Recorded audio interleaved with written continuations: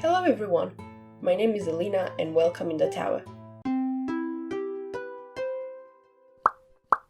Today I'd like to talk about two characters I hold very dear to my heart, namely Arwen and Legolas Greenleaf. But I don't want to talk so much about them as separate characters, since I am pretty sure they have been analysed quite a bit by other people. Today I'd like to explore the relationship these two characters might have had, both from a book and a movie point of view.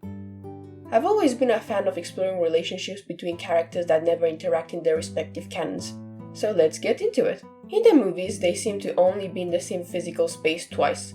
Once in Fellowship of the Ring, in the scene where the Fellowship is getting ready to leave Rivendell, and the second time right at the end of the whole trilogy at Aragorn's coronation. In the movie universe, these two characters never shared a single word. This can't be right. This behind-the-scenes snippet can't be the only time these two interact. What I'd like to discuss today is that not only do Arwen and Legolas know each other, but by the Council of Elrond, they have met multiple times and are on good terms. The books seem to come to our aid with a couple of narrative clues. First and foremost, I'd like to establish the fact that elves do not live in isolated communities. There's been plenty of mentions of elves traveling to and from other elven cities. We have this quote from Fellowship of the Ring, Book 2, Chapter 2. Beside Glorfindel, there were several other councillors of Elrond household, of whom Erestor was the chief, and with him was Galdor, an elf from the Grey Heavens, who had come on an errand from Círdan the shipwright. So, Imladris and Lindon have good relations, good enough to send messengers back and forth, and for the elves of Imladris to go to Lindon and depart for Valinor once they decide the time has come. It also seems that their respective leaders, Círdan and Elrond, are on good terms, since Círdan is part of the White Council from the very beginning, and in that time was first made the Council of the Wise, that is called the White Council, and therein were Elrond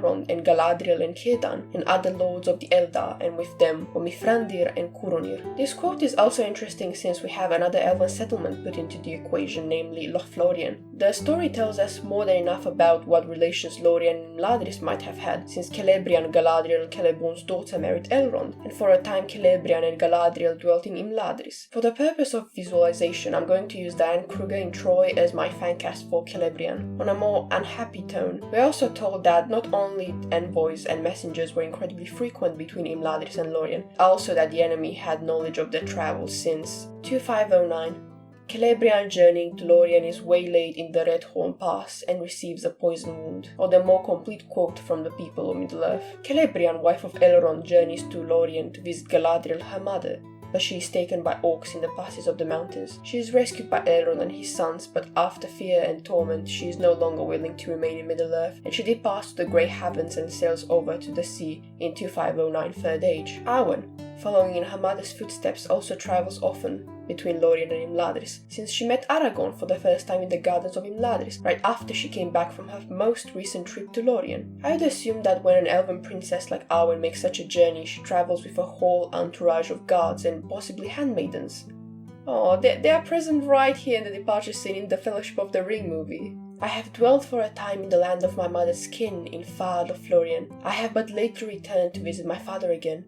It is many years since I walked in Imladris. By now we've established that Lindon, Imladris and Lorien not only have contact, but also that they are on quite friendly terms and that elves travel from one to the other all the time. Let's talk about the weird cousin of the Third Age elven settlements, Mirkwood, or in Sindarin name pre-War of the Ring, Erin Galen, since it became Erin Lastgalen after the War of the Ring. It is quite curious to me that in Fellowship of the Ring, Legolas specifies the elves of Erin Galen have not had contact with those of Lorien for years and years. I mean, they literally live right next to each other. It's like your family lived opposite to you on the street and you're like, I'm too lazy to get out of the house and cross the street. Guess I'll never see Aunt Helen again. It is long since any of my own folk journeyed hither back to the land whence we wandered in ages long ago, said Legolas. But we hear that Lorien is not yet deserted, for there is a secret power here that holds evil from the land. Nevertheless, its folk are seldom seen, and maybe they dwell now deep in the woods and far from the northern border. Yet, at the same time, it is Legolas, alongside a couple other Sylvan elves, who come as Erin Galen's representatives at the Council of Elrond. This information tells me that Erin Galen and Imladris have contact and that they send messengers between each other, but then Erin Galen and Lorien don't?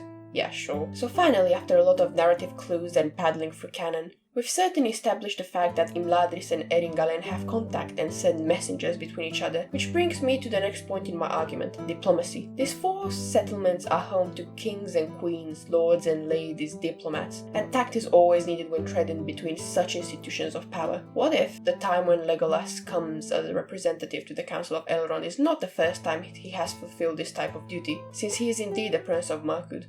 And what if Arwen, as the Lady of Imladris and Princess of Elves, had to share similar duties and journey to Eringallen? Going by this train of thought, Legolas and Arwen must have met several times, and since both of them are Elven royalty, I presume they must have found common ground in the duties they share, as well as their status and experiences. There you have my thoughts. This is all the information canon gives us on what the relationship between Arwen and Legolas might have been, whether they must have been good friends even before the War of the Ring or simply warm acquaintances. We are only left to speculate. If you enjoyed my video, be sure to subscribe, since I'm always working on more Tolkien lore videos and fantasy videos. Have a good one.